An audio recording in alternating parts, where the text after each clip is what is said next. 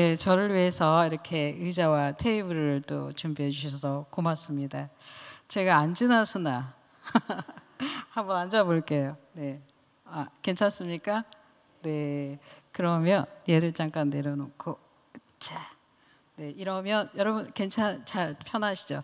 네, 저도 굉장히 편한 상태로 말씀을 나눌 수 있을 것 같습니다. 네, 잠깐 기도하겠습니다. 주님 고맙습니다. 우리 한신교회 어머니들과 함께 주님의 말씀을 듣고자 합니다. 아침 주님, 저희들의 마음에, 저희들의 영혼에, 저희들의 깊은 그 마음 깊숙한 곳에 가장 필요한, 가장 용기와 위로가 되는 그 한 말씀을 이 시간 또 저희들에게 전해 주시기를 바라고 기도합니다. 주님 함께 해 주시옵소서. 예수님의 이름으로 기도합니다. 아멘. 네, 여러분 정말 고맙습니다. 아침이 왔습니다. 얼마나 다행스러운 일입니까? 제가 영종도에 살고 있는데요. 아침에 7시에 출발해서 그 영종대교를 넘어오는데 동쪽을 향해서 오잖아요.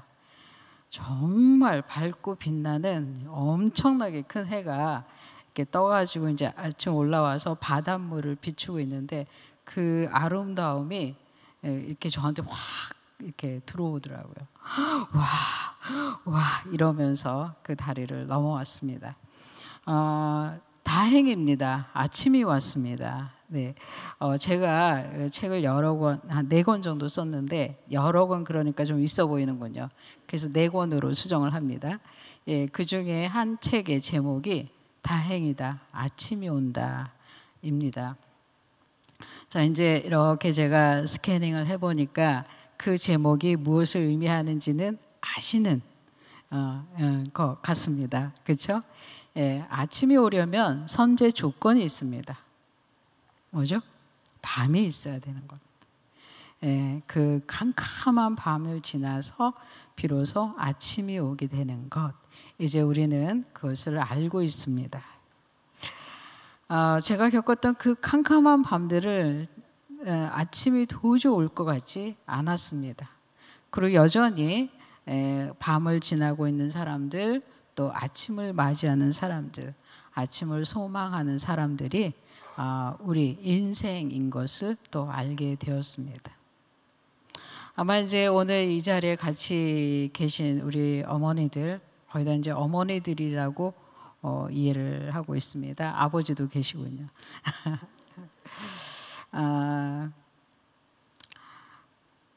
내 인생의 그런 캄캄한 밤, 내가 맞은 아침, 이런 것들을 저희의 이야기를 들으시면서 내가 지나온 캄캄한 밤은 어떤 것이었을까? 어디였을까? 내가 지난 인생을 살아오면서 맞이했던 그 아침은, 그 찬란하고 눈부셨던 그 아침은 또 어디였고 언제였고 누구였을까?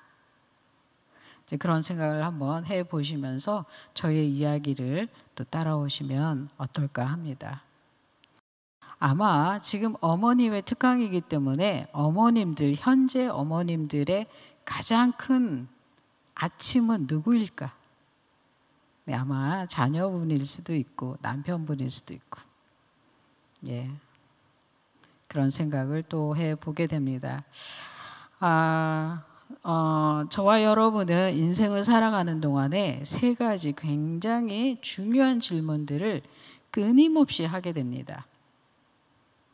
어떤 질문들이 있을까요?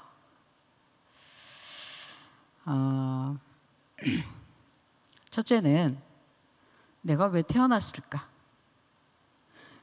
태어났는데 왜 사람으로 태어났을까? 나는 왜 대한민국에 어떠한 지경에 어떠한 상태에 어떠한 컨디션 조건을 가지고 이러한 사람으로 현재 이렇게 있는데 나는 왜 태어났고, 나는 왜 사람이 됐고, 나는 왜 여자가 됐고, 왜 나는 남자가 됐고, 나는 왜 지금 나이를 먹고 있고. 이 표정을 보니까 한 번도 그런 질문 안 해보신 것 같아요. 네, 한번 해보시기 바랍니다. 나는 왜 사람으로 태어났을까? 그런데 이렇게 여러분들 아마 거기에 대한 질문에 대답을 갖고 계신 줄 믿습니다. 어쨌든 인간은 근본적으로 나는 왜 태어났지? 나는 왜 사람으로 태어났지? 이 질문을 끊임없이 하게 됩니다. 그리고 당연히 질문을 하는 것은 답을 구하려고 하는 의지가 있기 때문입니다. 그렇죠? 네. 그 두 번째 끊임없는 질문입니다. 나는 왜 살고 있지? 왜 살아야 하지? 무엇 때문에 살아야 되지? 예, 살아야 되는 의미를 자꾸 질문하고 있습니다. 왜 일을 해야 되는지, 왜 거기를 가야 되는지, 왜 저 사람하고 만나야 되는지 끊임없는 질문들을 한 가지로 요약하면 인생살이입니다. 그 인생살이를 지금 하고 있는 것입니다. 그런데 그 앞에 왜가 붙습니다. 왜 해야 되는가? 특히 이렇게 아주 밝은 아침이 이어지는 그러한 날로 가득한 인생이라면 앞에 첫 번째, 두 번째 질문 그렇게 심각하게 하지 않습니다. 그런데 캄캄한 밤이 연이어 이어지거나 도저히 아침이 올 것 같지 않은 그런 힘겨운 날들이 이어진다면 이 첫 번째, 두 번째 질문은 굉장히 심각해집니다. 정도가 너무 쉽습니다. 그리고 답을 얻지 못할 때는 우리는 많은 그 심각한 경우들을 잘 알고 있습니다. 세 번째 질문은 이런 질문입니다. 어떻게 사람으로 태어난 것도 오케이 감당했어. 인생살이도 어떻게 해서 감당을 했어. 생, 노, 병사를 통과해서 나이를 먹어서 70, 80, 90이 된 그 어느 날 내가 원하지 않았는데 이 세상을 떠나는 죽음이라는 한 과정을 통과해야 되는 겁니다.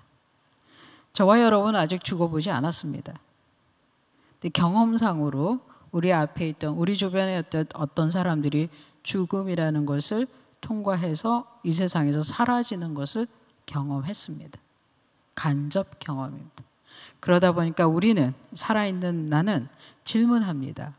나 죽으면 어떡하지? 나 죽은다면 어떻게 되지?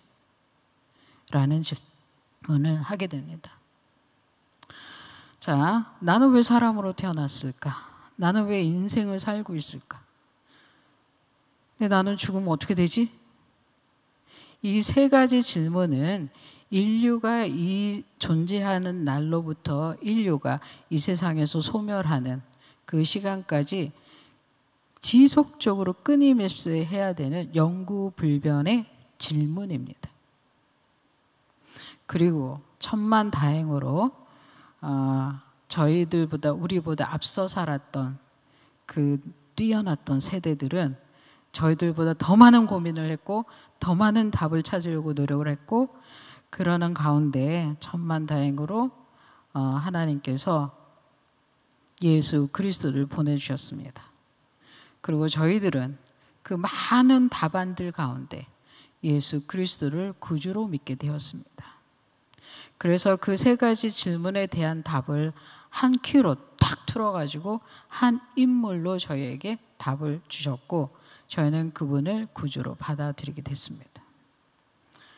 그리스도인은 내가 사람으로 태어난 일과 인생을 살아가는 일과 그리고 죽은 후의 일에 대해서 예수 그리스도라는 그 한 가지 이름으로 답안을 찾아낸 사람들 그리고 그것을 지향하는 사람들 그리고 예수 그리스도를 목적으로 사는 사람들이라고 말할 수 있습니다. 여러분은 예수 그리스도를 마음에 품은 그러한 사람으로 이 자리에 있는 줄 믿습니다. 아멘이 거의 안 나오는 이 상황입니다. 네, 괜찮습니다.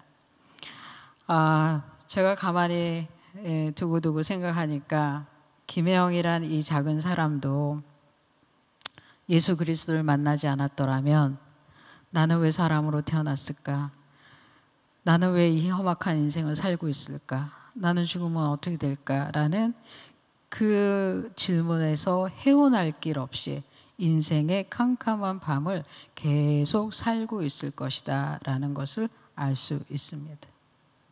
그래서 제가 맞이한 그 밝은 아침은 세상적인 성공이나 어떤 사람들의 인정받음이나 세상에 저에게 던져준 어떤 명예나 그런 것들을 의미하는 것이 아니라 바로 예수 그리스도, 그분이 제 인생의 아침이 되어주신 일이다. 그리고 그 밝은 빛을 보게 된 사람이다 라는 간증을 드립니다. 여러분들께서도 인생을 살아가는 과정에서 그 밝은 빛, 그 아름다움, 그 감동할 만한 그 빛이 예수 그리스도가 되시길 축복합니다. 오늘 말씀의 제목이 너희 안에 이 마음을 품으라입니다. 자, 너희 누구죠? 나입니다. 내 마음 안에, 내 안에, 그렇죠? 예, 이 마음, 예, 이 마음은 빌립보서 2장 6절, 7절, 8절에 정리되어 있습니다. 말씀을 계속 보신다면 이 마음이 그거구나 바로 알 수 있습니다. 그래서 시간을 따로 드리겠습니다. 시간이 끝난 다음에 빌립보서 2장 6, 7, 8절을 공부해 보시기 바랍니다. 그 이 마음은 바로 예수 그리스도의 마음입니다. 너희 안에 이 마음을 품으라 곧 그리스도 예수의 마음이니. 근데 예수의 마음은 어두운 밤입니다. 우리 세상 사람들이 보기에 제가 예수님을 믿기 전에, 우리 모두가 예수님을 알기 전에 알고 있는 그 예수의 마음은 어두운 밤입니다. 그분은 그 자신이 하나님의 아들로서의 특권을 내려놓으시고 사람으로 오셔서 캄캄한 밤의 시간을 통과하신 후에 십자가에 달려 돌아가시는 죽음을 통과하시고 부활하셔서 저희들에게 빛으로 오신 분입니다. 그래서 저와 여러분이 예수의 마음을 품으려면 부득불 캄캄한 밤을 지나야 하는 것입니다. 인생을 살아야 되는 거고 사람으로 와서 인생을 살아서 죽음을 통과해야지 되는 것입니다. 네, 저 사진 2012년 3월 7일 우리나라에서 잘 알려진 조선일보에 그 메인 사진으로 들어갔습니다. 폼새를 봐서는 지구를 씹어먹겠다 뭐 이런 거죠, 그렇죠? 네. 제가 이제 그 외국 아프리카의 사역을 마치고 미국의 유학을 마치고 2010년 한국에 왔을 때 저의 이야기가 그 기자들에게 관심을 받게 되고 저희 이야기가 알려지게 되면서 이렇게 신문에 방송에 저희 이야기가 소개됐습니다. 목사님이 저를 보시더니 장 목사님께서 저를 보시더니 그렇죠? 방송에서 보던 분을 직접 만났다고. 네, 2011년, 12년 그때쯤에 저는 제가 연예인인 줄 알았습니다. 다양한 방송 일정을 계속 소화하고 있었고, 제가 지구를 품은 것 같은데, 저 지구를 만약에 예수님으로 우리가 한번 둔다면 저의 밝은 미소가 이해가 되지 않겠습니까? 제가 여러분 이 마음을 품으십시오, 그리스도의 마음을 품으십시오라고 제목을 가지고 이야기하는데 제 속에 예수님이 계시지 않는다면 그처럼 웃은 일이 어디 있겠습니까?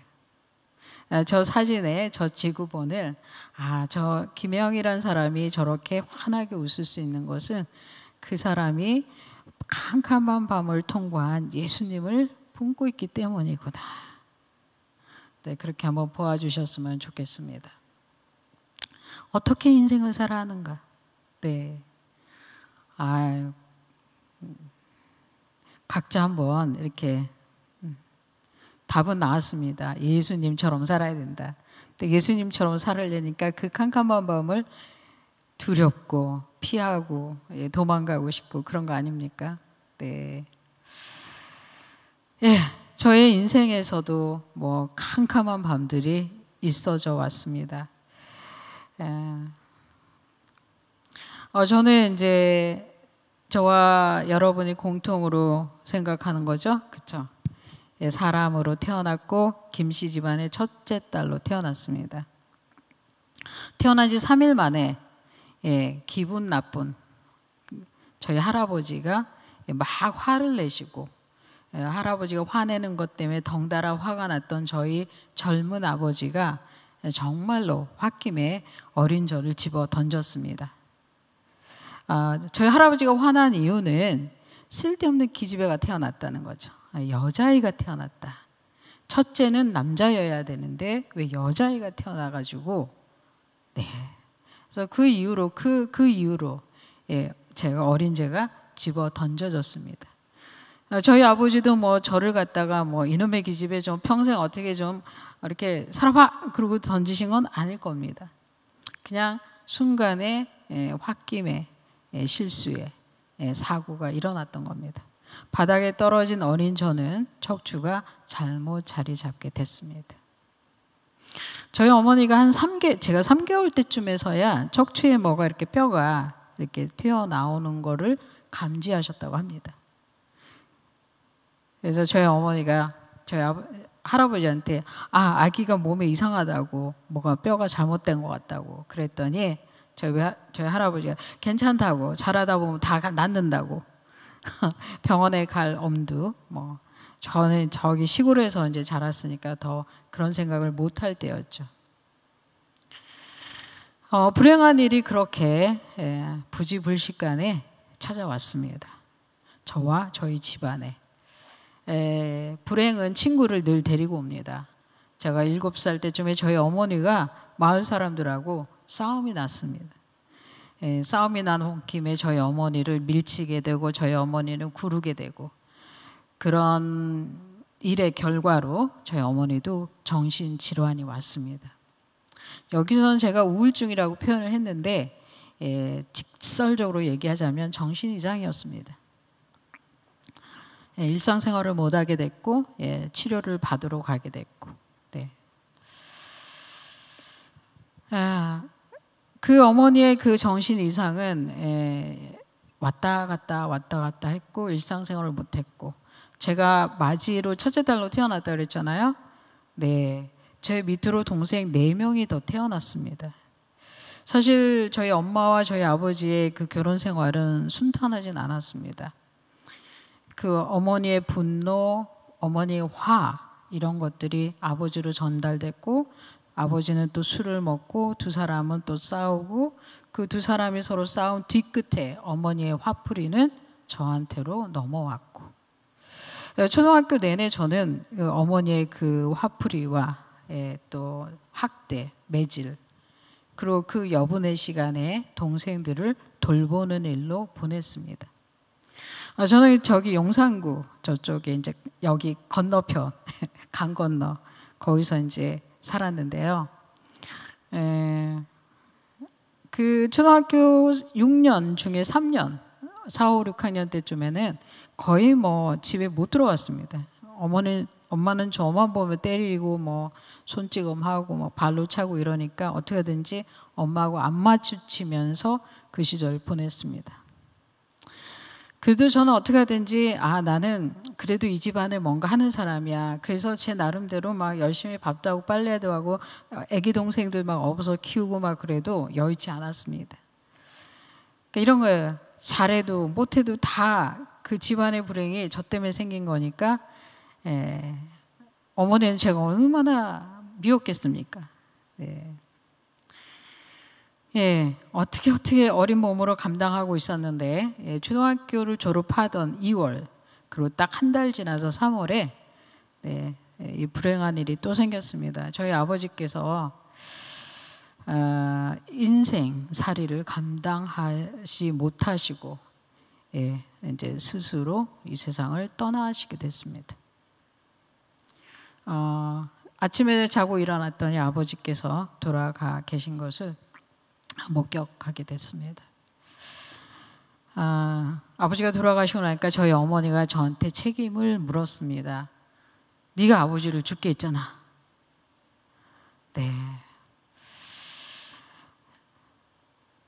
3월에 아버지가 그렇게 돌아가시고 나서 이제 겨우겨우 이제 동생들 돌보고 있는데 어머니의 폭력, 어머니의 학대가 더 점점 심해졌습니다. 도저히 엄마하고 같이 있을 수가 없던 어느 날 9월쯤에 저희 어머니가 또 화가 나가지고 저를 막 죽이겠다고 이렇게 하시더라고요. 그래서 도저히 안 되겠다. 그래서 이제 가출을 하게 됐습니다. 그래서 14살 초등학교 국민학교만 졸업한 저는 가출을 해야 했습니다. 그래서 14살 가출 소녀가 된 제가 가지고 있었던 그 인생살이의 캄캄한 질문들은 이런 거였습니다. 누가 나를 태어나게 했을까? 나는 왜 여자아이로 태어났을까? 나는 왜 장애인이 됐을까? 왜 엄마는 이 모든 걸 나한테 나한테 내가 다 잘못했다고 그러는 것일까? 내가 정말 엄마를 아프게 했고 내가 정말 아버지를 돌아가시겠을까? 네.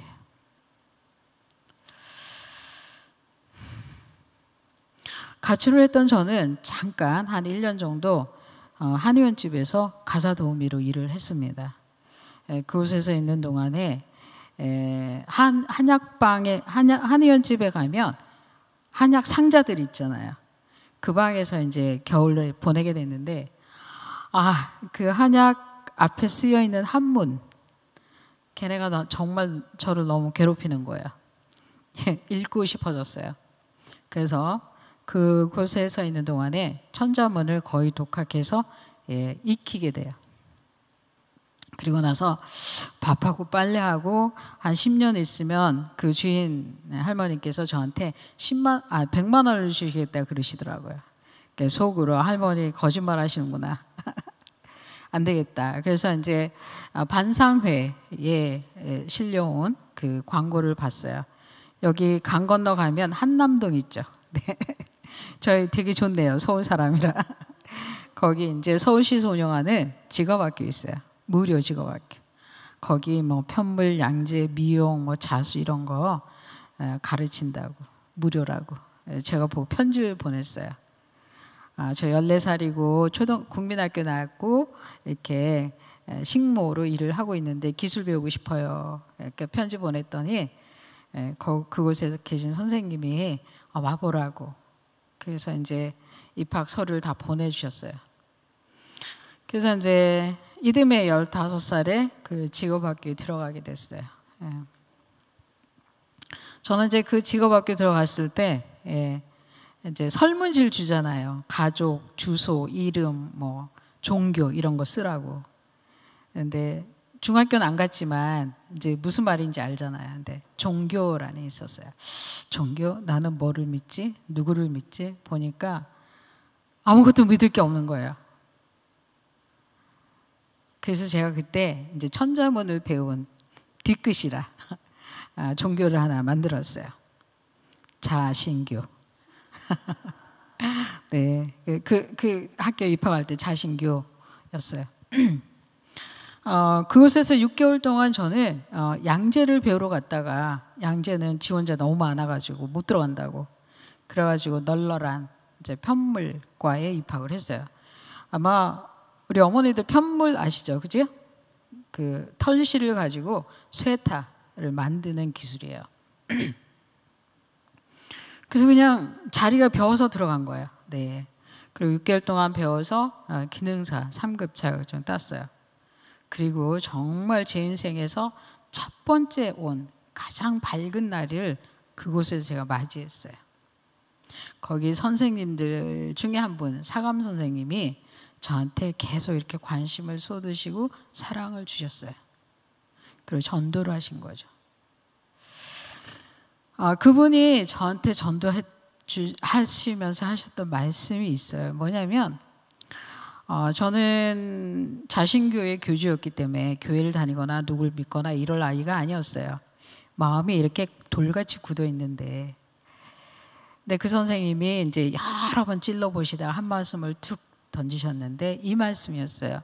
혜영이가 이 세상을 살아가려면 예수 그리스도를 친구 삼아 살아가야 할 터인데 혜영이가 교회를 안 간다고 하니 내가 마음이 아프다.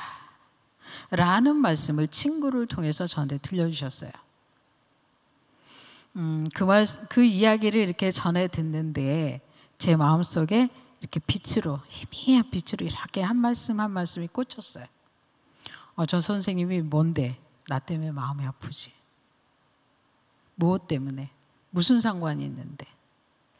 어린 저는 늘 사람들한테 그렇게 선한 대접을 받지 않았잖아요. 그때까지 늘 무시당하고 뭐 집에서도 그렇고. 그런데 그 선생님의 따뜻한 말씀이 제 어린 마음에 이렇게 빛으로 들어왔어요. 그래서 저는 결심을 했죠. 저 선생님이 말씀하고 이야기하는 예수가 누군지 모르겠다. 교회도 잘 모르겠다. 그런데 저분이 나를 생각해 주는 그 마음, 인생을 살아가야 되고 친구가 필요한 그러한 인간으로 나를 대해주신 마음이 너무 고맙다. 저분의 마음이 진실하다. 어린 마음에도 그 마음이 느껴졌어요. 그래서 그 다음 주부터 정말 자발적으로 교회를 매주 가기 시작을 했어요. 제 인생에서 제가 맞은 첫 번째 아침, 제가 맛보았던 그리스도의 빛, 그것은 제 인생의 친구가 되어주시는 예수님이었어요. 그때까지 저는 변변한 친구가 없었다는 거죠. 그렇죠? 그 직업학교에 들어갔을 때 6명이 한 방을 쓰는데 6명이 한 방이면 이불을 요하고 이불을 줘서 둘씩 짝을 져서 자야 되잖아요. 근데 그 6명 중에 가장 큰 언니가 저를 갖다가 이불장에 집어넣었어요. 3일을 거기서 잤어요. 누구하고 저하고 잠을 안 자겠다는 거예요.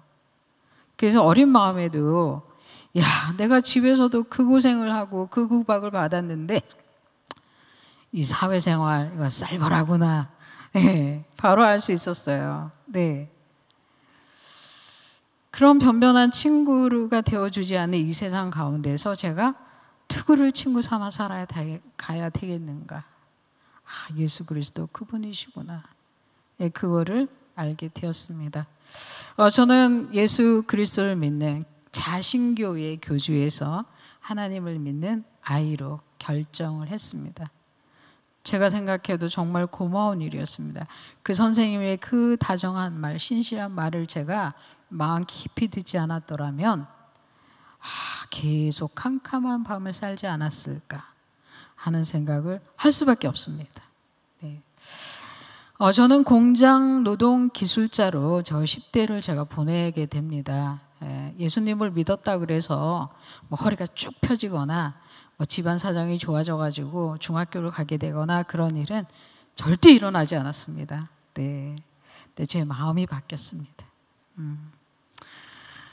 예수님을 믿기 전에는 누가 나를 만들어서 이 세상을 보냈을까에 대한 질문이 저한테는 굉장히 컸습니다. 왜냐하면 저희 어머니가 이놈의 기집애 너 잘못 태어났어. 너가 태어나지 말았어야 돼. 이놈의 기집애 너 나가서 죽어버려.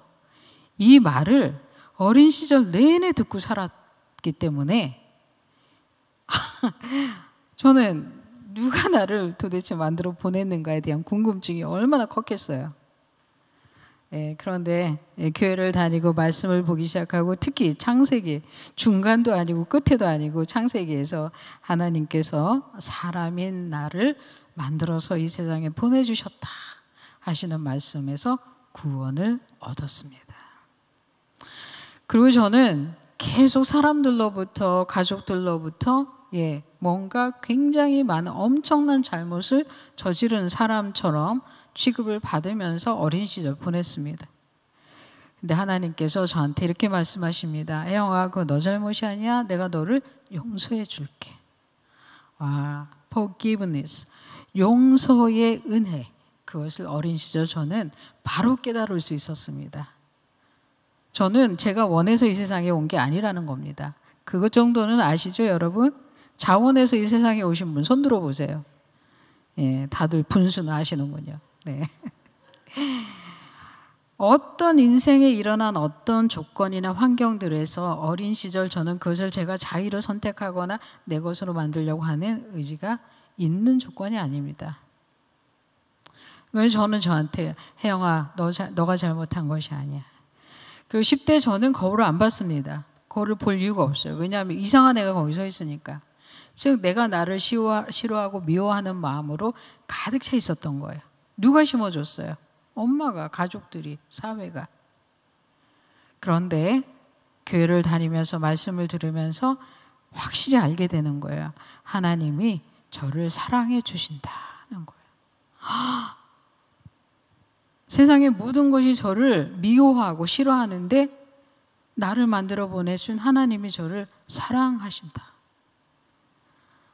여러분은 얼마나 감동하시는지 모르겠지만 저는 그 어린 저는 엄청나게 감동을 했습니다. 그래서 그때부터 이런 마음을 먹었어요. 괜찮아. 세상이 나를 어떻게 대하든 상관없어. 혜영아, 내가 너를 사랑해 줄게. 여기 거울을 보기 시작했어요. 10대 여자아이가 거울을 안 본다는 건 정신이상이에요. 그렇죠?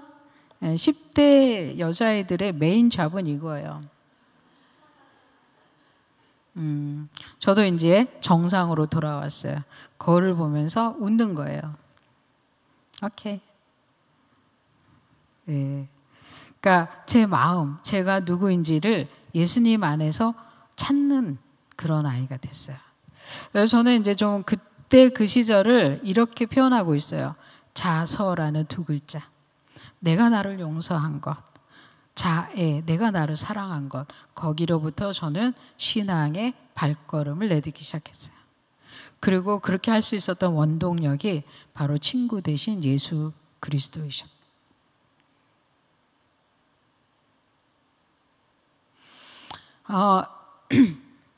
저는 이제 기술을 배운 지 2년, 3년 차에 전국 장애인 기능대회에 가서 금메달을 따게 돼요. 그리고 이제 84년에 전국 기능대회. 아마 이제 기능대회가 어떤 건지 아시는 분은 아시겠죠. 왜냐하면 이제 올림픽이 있으니까 기술을 가진 청소년들이 치르는 기능 올림픽이 있어요. 저는 장애인이기 때문에 장애인 대회 가서 1등을 하고 장애인이라고 해서 비장애인 대회 못 가는 거 아니에요. 그래서 거기 가서 또 1등을 했어요. 그러고 와서 이제 85년도에 이제 국가대표가 되어가지고 이제 세계 장애인 기능대회에 가서 또 금메달을 땄어요. 그래서 이제 그때 무렵에 10대에 기능대회를 모두 7번을 치렀어요. 다 입상을 하고 그중에 3번은 금메달을 땄어요. 저 사진은 85년 10월이에요. 콜롬비아 가서 기능대회에서 금메달 따고 김포공항에 도착했을 때 제가 15살에 들어갔던 그 지급학교에 그 원생들하고 선생님들이 다 오셔가지고 저렇게 현수 막 걸어주셨어요. 제 인생에서 이렇게 세상적으로 빛이 난 그런 시기였어요. 14살에 가출을 했는데 4년, 5년 만에 금메달리스트가 됐어요. 여러분은 놀라지도 않으시는군요. 네, 제가 어떤 마음으로 그 시절을 살았을까요? 그리고 저보다 키가 큰 제 또래들을 사이에서 이 작은 키로 전국대회에서 금메달을 걸었을 때는 어떤 노력을 했을까요? 첫째, 오늘만 살고 죽자. 둘째, 내가 지금 하고 있는 일에 최선을 다하자. 근데 허리가 너무 아팠어요. 저는 척추 장애 때문에 허리가 계속 아프거든요. 그래서 내가 이 일을 하다가 허리가 너무 아파서 허리가 부러져 갖고 죽게 되면 천국이다. 그렇죠? 그래서 천국에 가서 주님을 만났을 때 하나님, 저는 변명하지 않았어요. 하나님 어쩌고 저쩌고 하지 않았어요. 그냥 주어진 일을, 맡은 일을 사람답게 열심히 하려고 했어요. 그러다가 주님께 왔어요. 뭐죠? 저는 10대 시절에 이미 내가 왜 태어났는지, 왜 인생을 살아야 하는지, 죽은 후에 어떻게 되는지에 대한 답을 가지고 있었던 겁니다. 그걸 가지고 있었기 때문에 기능대회하고 금메달 하더라도 헷갈리지가 않았습니다. 대부분 인생에서 청년 시절에 성공을 하게 되면 그 사람의 인생은 거기서 멈추게 됩니다. 혹은 그로 인해서 넘어지기도 합니다. 인생을 어떻게 살아야 하는가? 저는 예수 그리스도의 마음을 품으면서 살아가게 됐습니다.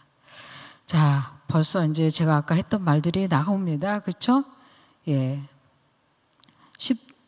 적어도 가출하기 전에 저희 어머니가 저희 세상 사람들이 저에게 계속 던져줬던 메시지입니다. 넌 태어나지 말았어야 해. 잘못 태어났어. 나가서 죽어버려. 근데 저희 어머니만, 제가 알고 있는 사람들만 저한테 이런 메시지를 던졌을까요? 저만 이런 메시지를 들었을까요? 자, 여기 앉아있는 여러분들, 제가 봤을 때 굉장히 멀쩡하게 지금 앉아 계시는데 그러지 마세요. 인생에 사시면서 저런 말을 듣지 않는 사람이 없어요. 그런 순간이 없을 수가 없어요. 이 세상은 어떻게 하든지 우리 사람이라는 존재를 깔고 바닥에 없어가지고 페리시블, 소멸시켜야 되는 거예요. 무가치하게 만들어야 되는 거예요. 예수님을 떠나서 우리 인간이라는 존재가 정의되는 것은 바로 저거예요. 태어나지 말았어야 하고 잘못 태어났고 나가서 죽어버려야 되는 존재인 거예요. 누구를 떠났을 때? 예수 그리스도를 떠났을 때. 그리고 이 세상은 저러한 메시지가 가득 차 있어요. 우리가 보는 드라마, 영화, 우리가 아는 모든 이야기들은 저거를 기준으로 하고 있어요.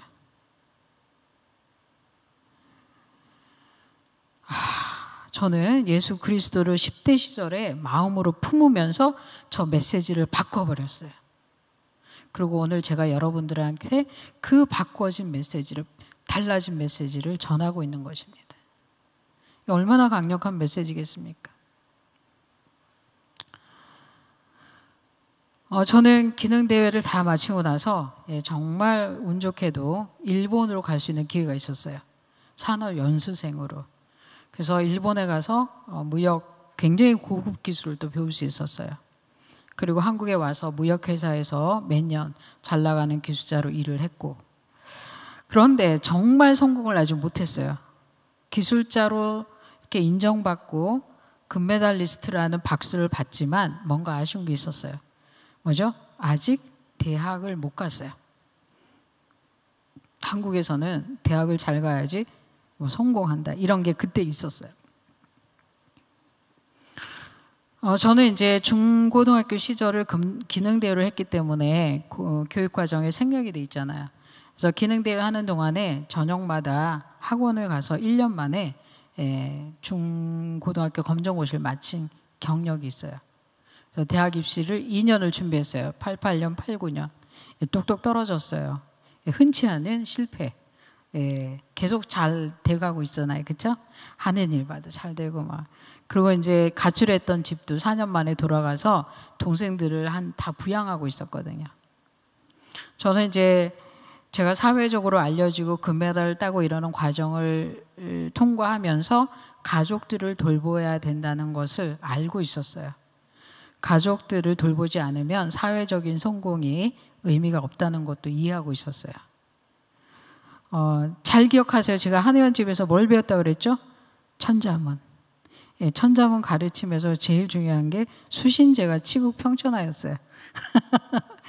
좀 있는 말을 써봤습니다. 어쨌든 뭐 하나님께서 저를 돌봐 주셨어요. 그리고 가출했던 제가 집으로 갔을 때 동생들이 다 교회를 다니고 있었어요. 정말 고마운 일이었어요. 그리고 저희 어머니도 저를 쫓아내지 않으셨고, 그래서 집안을 한 6년 동안 이제 건사하면서 직장인으로 일을 하면서 대학 입시를 준비했어요. 역부족이었어요. 그리고 이제 89년도 말 대학 입시 떨어지고 쓰러졌어요. 이렇게 쓰러져 있는 동안에 말씀을 보게 됐죠. 이제 제 인생에서 저는 그때 시절이 이렇게 캄캄한 밤에 들어갔던 시기. 정말 몸을 움직일 수 없을 정도로 심각하게 이제 그 통증과 휴증이 왔어요. 야, 내가 이거 죽는구나. 기를 쓰고 엄청나게 노력을 해서 금메달도 되고 이제 사회적인 성공도 해서 겨우 가난과 장애와 그런 사회적인 아픔을 딛고 일어서서 이제 좀 사람답게 살아보려고 하는 이 찰나에 쓰러졌어. 그때 성경 통독을 시작하게 됐고요. 그런 말씀을 쭉 보게 되다가 시편에서 하나님이 저를 만나 주셨어요. 그때 저는 이제 24살 청년이었기 때문에 그 말씀이 저에게 왔어요. 청년이 무엇으로 그의 행실을 깨끗게 하리까? 주의 말씀을 따라 삼가할 것이다. 저는 예수님을 믿고 한 그때가 9년째 됐던 해였거든요.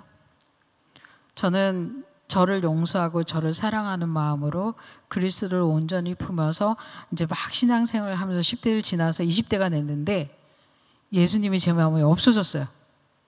그리고 엉뚱한 게 자리 잡았어요. 성공해야겠다.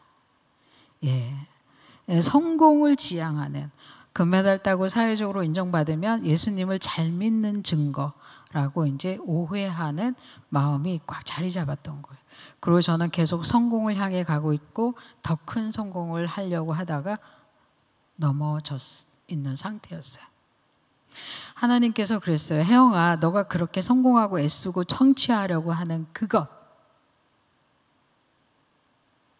아니라 주의 말씀을 따라 사는 그것이 하나님 앞에서 그의 삶과 그의 행실을 깨끗게 하는 것이다 라고 알려주셨어요. 그 말씀을 받던 때는 정말 주님이 말씀을 저를 만나 주시는 사건이라고 저는 믿고 있어요. 그리고 이제 정말 그 같은 날 같은 시기에 생각이 하나 딱 들어왔어요. 대학 입시 보기 전에 받았던 조그만 선교부의 광고였어요. 공고. 아프리카 보츠와나의 직업학교에서 일할 자원봉사, 편물교사 모집. 그게 그때 같이 떠올랐어요.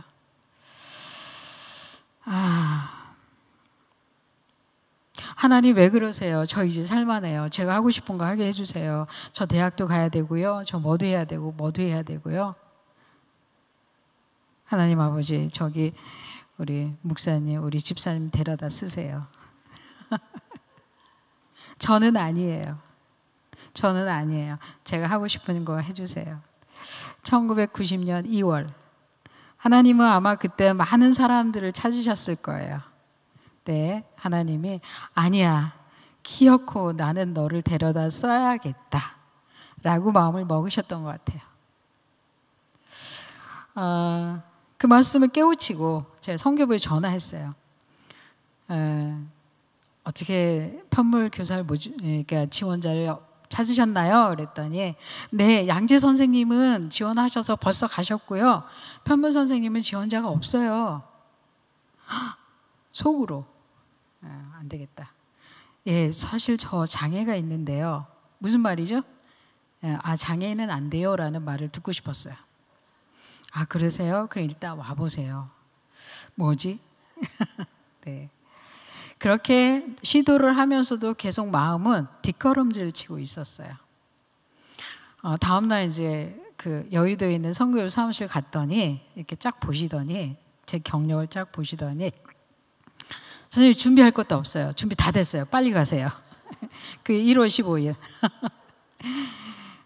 그리고 2월 16일 딱 한 달 만에 아프리카 가는 비행기 탔어요. 이런 마음이었어요. 첫째, 도망가는 마음이었어요. 이 경쟁해야 되고 성공해야 되는 이 트랙. 내가 하나님을 믿고 살기로 마음을 먹었는데 엉뚱하게 성공하고 세상으로부터 뭔가 성취하고자 하는 그런 사람이 되어 있구나. 이 트랙에서 내가 빠져나가 보자. 그리고 도망가자. 네. 저는 세상적으로는 성공해 보이는 것 같았지만 하나님이 보시기에 저는 캄캄한 밤을 보내고 있었던 거예요. 그런 저를 하나님이 끄집어내서 아프리카로 가게 해 주신 거죠. 또 하나는 이런 마음이었어요. 정말 하나님의 은혜가 사랑이 고마웠어요. 그 14살, 15살 아무것도 아니었던 혜영이를 그날 지난 4, 5년 동안, 지난 10년간 엄청나게 변화를 시켜주셨거든요. 환경과 마음과 삶의 전체를. 그 이제 저도 뭔가 하나님께 빚을 갚아야 되잖아요. 빚을 갚는 심정도 있었어요. 1년 정도면 되겠지. 네. 그래서 1년 계약하고 자원봉사자로 아프리카로 갔어요. 자, 이제 여러분들은 아시는 거예요. 내 뜻과 하나님의 뜻은 같지 않다. 그렇죠? 아시는 거죠? 그죠? 제 마음은 그랬는데 1년 일하고 한국으로 돌아올 거라 생각하고 떠난 길이었는데 5년, 10년, 14년이 꼬박 걸렸어요.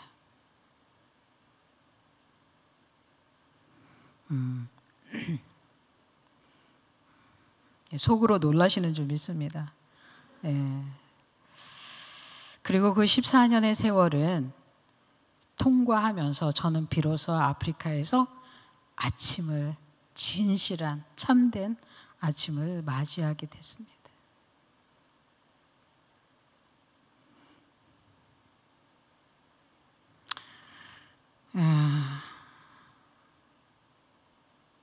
저 사진은 제가 14년 살았던 보츠와나, 남아프리카 공화국의 바로 위에 있는 나라인데요. 거기에 칼라리 사막입니다. 사막에 9월달 저녁 8시쯤의 사진입니다. 보시면 빛이 은하수가 쏟아져 내립니다. 그리고 반짝이는 저것은 달이 아니라 별입니다. 달은 나무 뒤에 숨어 있습니다. 저 나무 뒤로 핑크빛은 석양, 저녁노을. 자, 아프리카는 해가 땅에서 떠서 땅으로 집니다. 그 웅장함은 이루 말할 수가 없는데요. 어쨌든 이런 아프리카에는 이런 전설이 있습니다. 아프리카에 와서 저 부시나무에 뜨는 달을 보고 나면 아프리카를 떠나지 못한다. 떠나지 못하고 저곳에서 14년을 살았습니다. 그 14년은 보츠와나 청소년들, 그러니까 초등학교를 졸업한 10대 청소년들, 20대 초반 청소년들을 가르치는 직업학교에서 이제 교사로 일을 하던 시기였습니다. 그 14년 전체를 이렇게 풀어내자 그러면은 시간이 걸리겠지만, 저 세 마디로 요약을 할 수가 있습니다.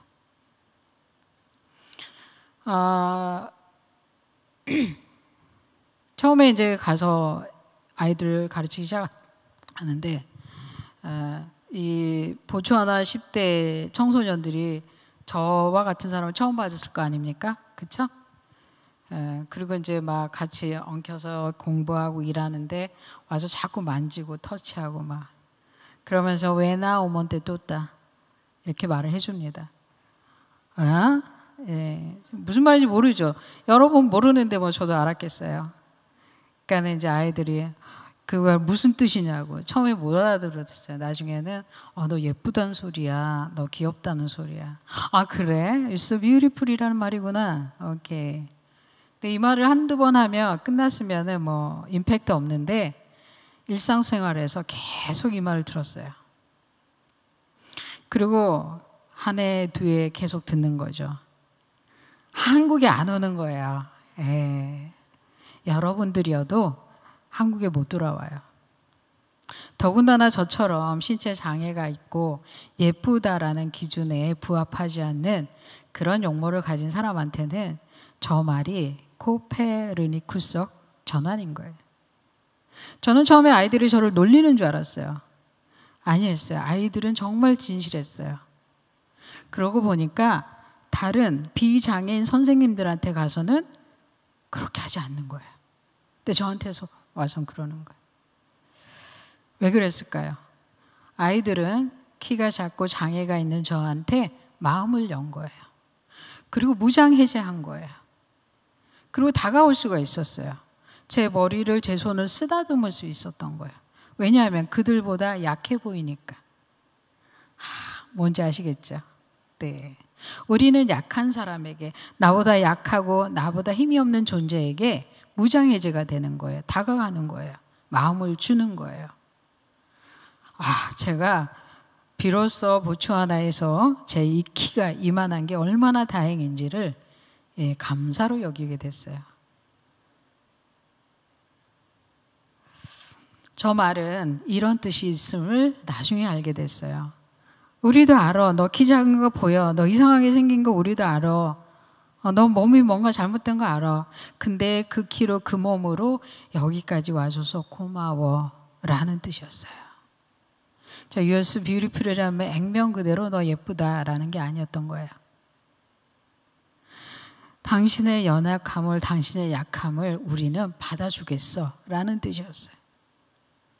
무슨 마음이에요? 예수 그리스도의 마음이에요. 예수 그리스도는 저와 여러분이 뭔가 특별해서, 뭔가 있어서, 뭔가 대단해서 so beautiful이라고 하지 않는 거예요. 우리가 가진 연약함, 우리가 가진 부족함, 우리가 가진 아무것도 아님을 하나님께서는 so beautiful이라고 해주신다는 거예요.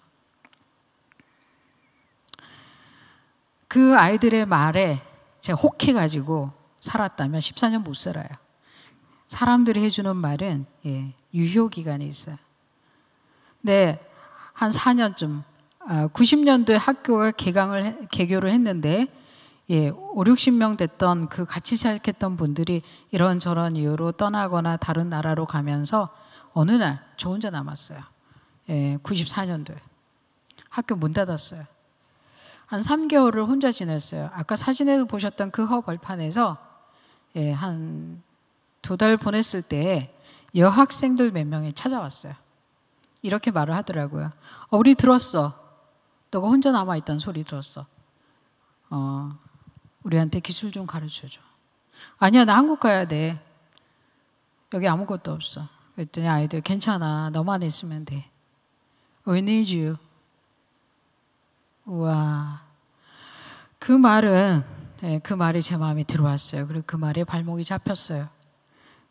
하나님 아버지 한국 가게 해주세요 라는 기도 대신 그 밤의 기도는 하나님 아이들이 저를 필요로 한대요. 저더러 선생이 되어달래요. 하나님 어떻게 하면 될까요? 제 인생의 그 캄캄한 밤이 다른 아이들의 캄캄한 밤하고 무게가 같았어요. 그리고 제가 맞은 그 하나님, 제가 만난 예수님을 이 아이들도 만날 수가 있는 거예요.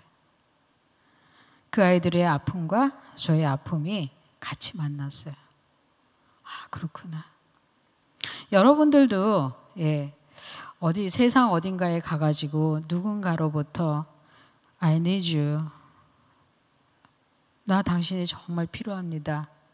라는 말을 듣게 된다면 그 자리를 박차고 올 수가 없게 됩니다. 여러분 그게 혹시 무서워서 지금 아프리카 못 가고 계시는 거죠? 첫 번째 말은 듣겠는데 두 번째 말은 무서워.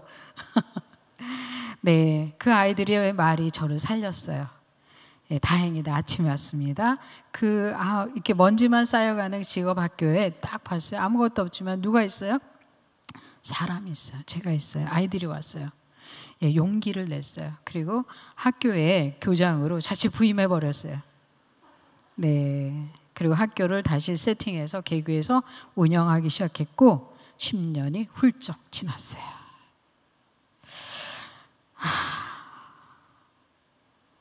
그 14년 동안에 한 450명, 500명 정도의 청소년을 가르쳐서 내보내는 일을 할 수 있었고 돌아보아도 제 인생의 가장 중요한 일들을 그때 끝낸 그런 기분이 들었어요. 아이들은 진실로 저를 잘 따라주었고 사랑해 주었고 대학도 나오지 않은 저를 그 나라의 지도자로 일할 수 있도록 그 나라가 저한테 기회를 줬어요. 생각할수록 너무너무 고마운 일이에요. 14년쯤 됐을 때 공부하러 가야겠다. 네, 학교가 계속 성장하고 있고 학생들은 계속 늘어나는데 학교장이 디그리가 없어요. 문제가 있는 거죠. 그렇죠? 마침내 전도사님, 신학교를 졸업한 전도사님이 저 올케가 돼가지고 저희 학교 온 거예요. 빙고. 그래서 학교를 맡기고 저는 미국으로 유학을 갔습니다. 사회복지를 공부하자. 그래서 전문가로 일하자. 나를 선교사로 만들어준 이 아이들의 마음이, 이 마을 사람들이, 이 나라 사람들 너무 고맙다. 이제 정말 제대로 교육을 받아서 정말 일을 해봐야겠다. 그렇게 마음을 먹고 미국 유학을 갔습니다. 자, 많은 분들이 제가 미국에서 뭘 했는지를 이렇게 안 믿어주셔가지고 증거, 사진 가지고 왔습니다. 네, 미국 유학은 맨해튼에서 했습니다. 네. 맨하튼 그러지 말라요. 맨해튼 이러라고. 네. 뉴욕에 있는 대학과 대학원을 졸업했습니다. 대학 4년 전체는 4.0 만점에 3.81로 졸업했어요. 자, 우리 그 공부하는 학생들 어머니들 이게 무슨 뜻인지 아실 거예요. 그리고 대학원은 석사 1년 만에 마쳤어요. 네, 콜롬비아 대학원. 14살 가출한 초등학교 장애, 어머니는 우울증, 아버지는 자살한 그런 배경을 가진 제가 콜롬비아 대학원을 졸업했습니다. 대학원을 졸업하고 두 가지를 확정했습니다. 첫째, 내 인생에 일어난 많은 일들은 공공재산이다. 저는 사회복지사예요. 그렇죠? 제 인생의 이야기 전체를 사회복지의 재산으로 써야 되는 거예요. 그렇다고 오늘 강사로 안 주시거나 뭐 이런. 네, 그래서 저는 저의 이야기가 또 다른 장애 아동에게, 가출하는 청소년들에게, 아프리카로 도망가는 청년들에게, 선교지에서 낙심하고 있는 선교사들에게 들려줘야 되는 공공재산으로 정했어요. 그 저의 메시지는 괜찮아. 장애가 있어도 괜찮아. 가출해도 괜찮아. 아프리카로 도망가도 괜찮아. 혼자 남아도 괜찮아. 예수 그리스도만 품으면 돼. 예수 그리스도 그분만 붙잡고 있으면 돼. 나도 했잖아. 예, 저의 메시지는 그렇습니다.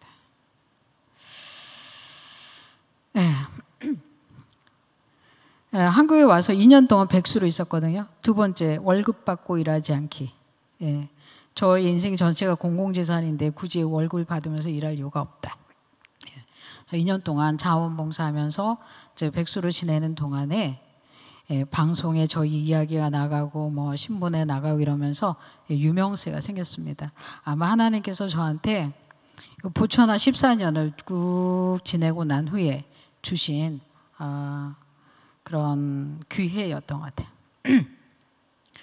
그러는 와중에 2012년 7월에 청와대에 가게 됐습니다.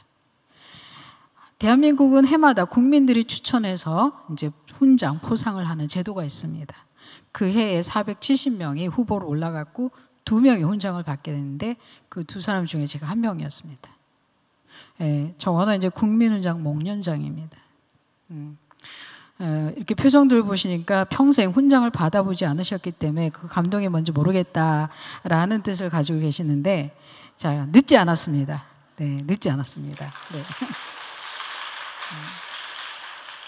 고맙습니다. 네. 사실 저는 그 85년도에 철탑 산업 훈장을 받았기 때문에 훈장을 그렇게 무겁게 여기지 않는.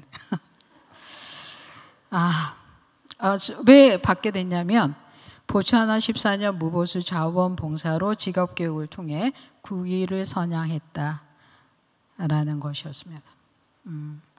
제가 그곳에서 일했던 많은 내용들은 보츠와나 정부의 기록으로 다 남아 있습니다. 그렇죠?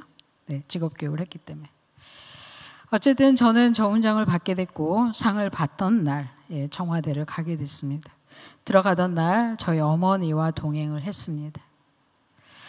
자, 제 인생에서 해결하지 못한 주제 하나가 있습니다. 누구죠? 저희 어머니였습니다. 자, 오늘 여기 어머니의 기도회인데, 네, 저희 이야기가 이제 거의 마지막을 하고 있습니다. 저는 14살에 집을 나왔고 어머니하고 뭔가 경험을 공유하거나 같이 일해본 적이 거의 없습니다. 그러니까 제 인생에서 어머니란 존재는, 일단 아버지란 존재도 부재이거니와 어머니란 존재도 거의 그 자리가 없이 인생을 보내온 사람입니다. 아프리카에서 청소년들을 가르쳤고 그 엄마 된 마음으로 일을 했지만 뭔가 이렇게 아직 이렇게 퍼즐이 맞아지지 않은 부분이 있었습니다. 그런데 그날 퍼즐 조각이 다 맞춰졌습니다. 청와대에서 저는 저희 어머니를 모시고 갈 마음이 없었습니다. 왜냐하면 그런 공식 행사에 저희 어머니하고 동행해 본 적도 없고 어머니가 거기 가시겠다고 안 하셨습니다. 근데 말은 안 하겠다, 안 가겠다 그러시는데 몸은 막 파마도 하시고 막 염색도 하시고 그래서 어머니 모시고 갔습니다. 훈장을 받게 됐는데 저는 그날이 참으로 제 인생에서 잊을 수 없는 날이 됐습니다. 훈장보다 더 중요한 것을 얻게 됐습니다. 저 사진은 제가 저와 어머니가 평생에 같이 찍어본 사진이 한 장도 없습니다. 그래서 처음 찍은 사진입니다. 저랑 저희 어머니가 공식 행사를 처음 간 날이고 공식적으로 둘이 서서 사진을 찍은 게 처음 저거입니다. 처음에 사진을 찍었어요. 행사 끝나고 이제 청와대 직원분이 두 분 사진 찍어드릴게요. 쓰세요. 섰는데 이제 사진을 보시더니 왜 이렇게 남같이 서 계세요? 다시 한번 쓰세요. 첫 번째 사진은 서로 1m 떨어져 있어요. 왜냐하면 그런 일을 해본 적이 없으니까 어색한 거예요. 그래서 막 붙으라고. 그래서 두 번째 나온 사진이 저 사진이에요. 그래서 붙어서 찍었어요. 자, 김혜영 씨 얼굴에 막 자부심 뿜뿜하죠, 그죠? 네, 네, 저희 어머니. 그때 당시 이제 72인가? 70대 초반. 예. 벌써 뭐 한 거의 9년 됐네요. 네.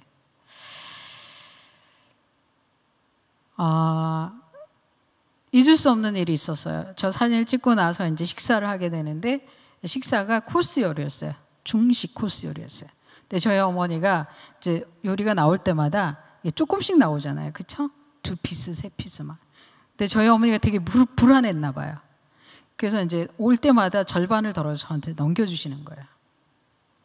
그래서 엄마 이거 먹을 거 계속 나오니까 엄마 몫은 엄마 드시고 내 거는 내가 먹을게요. 그렇게 말을 했어요. 근데 저희 어머니는 그것만 나오시는 줄 아셨을 수도 있어요. 어떻게든지 그 절반을 저한테 나눠주시는 거죠. 그렇죠. 그러고 나서 이렇게 있는데 저희 어머니 오른쪽 계셨어요. 왼쪽에 있는데 초등학교 5학년 혜영이가 기억에 살짝 왔다 갔어요. 뭐라 그러냐면 활짝 웃었어요. 저것처럼. 혜영아 이제 됐지? 나 갈게. 바이바이. 그리고 확 지나갔는데 우리는 그 순간이었어요. 정말 순간이었어요. 뭐지? 초등학교 5학년? 뭐지? 그리고 저희 어머니를 딱 봤어요. 엄마 나를 낳아줘서 고마워. 엄마는 나를 낳아주신 것만으로도 역할을 다 하신 거야. 엄마 그 험악한 인생을 포기하지 않고 오늘까지 살아주셔서 정말 고마워. 엄마 정말 존경하고 엄마 사랑해. 그 말이 막 파도처럼 속에서 올라오는 거예요. 한마디도 못했어요. 해본 적이 없어요. 그때가 40대 후반이었고 저는 외국 생활을 20몇 년을 하고 사회복지 석사를 가진 사람이에요. 그죠? 그때서야 엄마 인생이 보였어요. 그 전까지는 내 인생만 보인 거예요. 무하게 38 그 정신병에 38의 과부에 첫 딸은 장애. 그걸 가지고 그 아이들을 끌어안고 이 서울에서 생존하신 거예요. 어머니 인생을 보니까 나보다 더 힘드셨어. 나보다 더 험악하셨어. 그 고마움과 그 감사함이 막 물밀듯이 밀려오는데 이 초등학교 5학년 혜영이가 왜 왔다 갔겠어요? 그 초등학교 5학년 혜영이는 엄마한테 대들던 아이였어요. 4학년 때까지는 계속 맞았어요. 근데 5학년 때 되니까 더 맞을 수 없어요. 도망가는 거예요. 그리고 저기쯤에 서가지고 엄마한테 막 대드는 거예요. 저희 어머니 막 집어던지고 막 엄마 왜 나를 낳아놓고 그래? 누가 낳아달라 그랬어? 저도 막 이제 항변하는 거예요. 내가 낳아달라고 그런 적도 없는데 왜 낳아놓고 왜 나를 맨날 때리고 막 저주하고 막 잘못 태어났다고 그러고. 저는 얼마나 억울했겠어요. 그 억울해했던 혜영이가 20몇 년 만에 그 자리에 찾아온 거예요. 혜영아, 이제 됐지? 나갈게. 우리는 아픔과 슬픔과 그 어마어마한 무게의 상처를 몇십 년을 가지고 가야 되는 거예요. 평생을 가져가야 되는 거예요. 죽을 때까지 가져가야 되는 거예요. 그 혜영이가 와서 이렇게 말하는 거예요. 혜영아, 이제 됐지? 나갈게. 이제 그 무거운 짐, 그 무거운 무게 이제 내려놔도 돼. 그 아이가 저한테 들려준 말이 다시 되돌려줬어요. 누가 나를 낳아놓고 그래? 엄마 왜 나를 낳아놓고 그래? 제가 아주 험악하게 저희 엄마 말 그대로 쓸 수도 있어요. 근데 교양상 쓰지 않을게요. 네. 엄마 나를 낳아줘서 고마워 라는 말로 저한테 돌려줬어요. 그날은 못했어요. 1년 후에 KBS 강연백도시라는 프로그램에 나가서 저희 어머니 모시고 가서 방송으로 할 수 있었어요. 저희 어머니도 좋아하셨어요. 자, 청와대 갔다 오고 나서 집에 왔는데 저희 어머니가 뭔가를 하나 쓱싹 가지고 오셨어요. 화장실 가셨다가 손수건, 청와대 마크가 그려져 있는 손수건 있잖아요. 그거 하나를 손을 닦으신 다음에 이렇게 넣어갖고 갖고 오신 거예요. 안 되는데. 그리고 나서 거기에다가 저희 어머니가 저에 대한 미안한 마음을 거기다 놓고 오셨어요. 엄마 된 자존감, 엄마 된 자부심을, 저에 대한 미안함을 그때 내려놓으셨어요. 자, 부모님께 효도하고 싶으시죠? 딴 거 없어요. 부모님 모시고 청와대 가면 된다. 자, 옛날 어르신 저희 어머니 완전히 개타셨어요. 네, 청와대 가시고 나서야 비로소 큰딸이, 그 구박하고 저주하던 딸이 얼마나 성공했는지를 확실히 아셨어요. 막 동네방네 자랑하고 난리 아니셨어요. 네. 지금 뭐 여생 이제 내년이면 이제 80이신데 무난하게 복된 말년을 보내고 계세요. 예, 저랑 만나면 여전히 싸워요. 예, 습관이에요. 이제 엄마가 뭐라고 말씀하시는지, 어떤 사랑인지를 이제 확실히 알아요. 당신한테 오는 그 2피스 중에 하나를 저한테 주셔야 되는 사랑이에요. 그렇죠? 아마 저희 어머니는 저한테 그 2개를 다 주고 싶으셨을 거예요. 그렇죠? 2개뿐만이 아니라 목숨도 다 주고 싶으셨을 거예요. 그 젊은 엄마는 아기가 등에 뼈가 잘못 자라니까 아마 당신 목숨이라도 주고 뭔가를 하고 싶으셨을 거예요. 그게 엄마 마음인 거예요.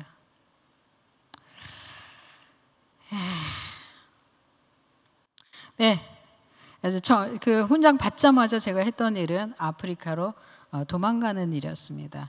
자, 물 들어올 때 뭐 한다? 노 젓는다. 저는 그걸 하지 않았습니다.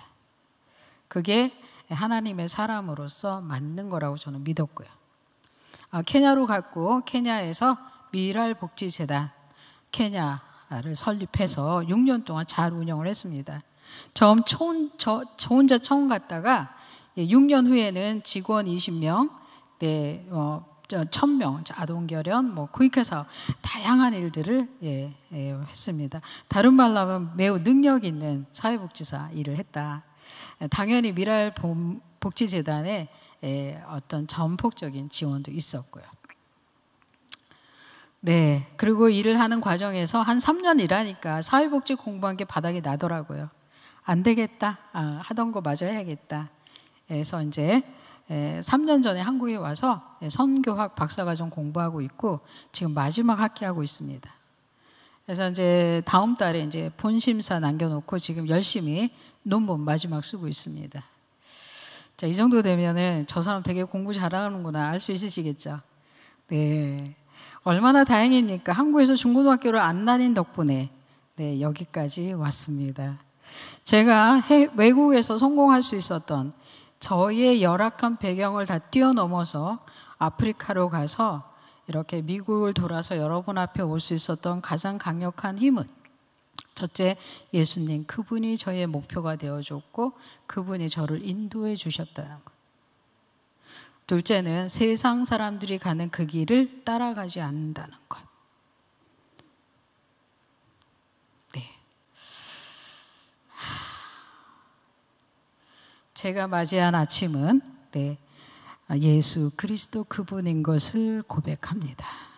여러분들께서도 예수 그리스도 그분을, 또 여러분의 가족과 여러분의 자녀들, 그들의 평생의 세 가지 질문을 예수 그리스도 그분으로 한 큐로 뚫어낼 수 있도록 그러한 믿음의 사람들이 되기를 기도하겠습니다. 하나님 아버지 고맙습니다. 한신교회 어머니 외 우리 사랑하시는 하나님의 사람들과 아침에 우리 인생의 답이 되고 구주가 되고 우리의 목적이 되는 예수 그리스도를 나누었습니다. 우리는 사람으로 태어났고 인생이라는 큰 강을 건너가고 있습니다. 인생의 강을 다 건넌 후에 죽음을 통과하게 되는데, 아버지 하나님, 예수 그리스도를 우리에게 모본으로 삶의 목적으로 보여주셔서 이제 그분을 따라갑니다. 하나님 아버지, 저희들에게 예수 그리스도를 품고 그리스도가 살아가신 그 캄캄한 밤을 우리도 감내할 수 있고 인내할 수 있는 힘을 주시옵소서. 그리고 마침내 그리스도로 이 세상에서 아침을 맞이할 수 있는 하나님의 사람들이 되게 도와주시옵소서. 우리는 각자 저마다 인생의 무게를, 인생의 짐을 지고 하루 걸어가고 있습니다.